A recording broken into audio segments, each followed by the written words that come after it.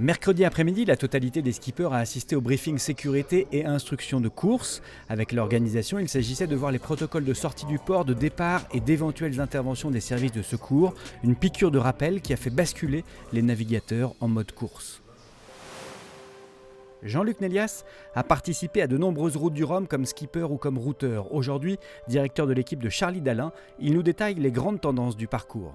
On commence à bien connaître la route, même si on voit que chaque édition, il y a une trajectoire différente. Alors c'est pas forcément la meilleure trajectoire qu'il aurait pu avoir, mais c'est la trajectoire qui gagne. Donc quand on part de Saint-Malo, souvent on est dans un régime perturbé de sud-ouest, qui nous amène des vents forts, de la mer forte et aussi de la douceur.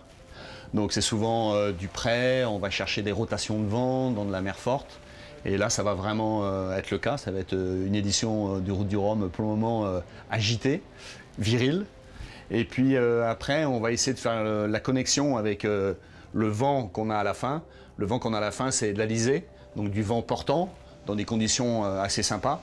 Mais le problème qu'on a, c'est comment on fait la connexion entre le régime perturbé de sud-ouest, les vents de sud-ouest, et les régimes d'alizé. Et on voit que sur toutes ces routes, ça se fait à des endroits très différents et avec un timing très différent, puisqu'il y a des routes en 23 jours pour My Birch, qui est une route assez...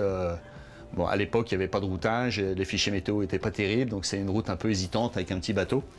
Et puis à la fin, on commence à partir de 2006 à être en 7 jours avec des trajectoires plus rectilignes et des bateaux beaucoup plus rapides.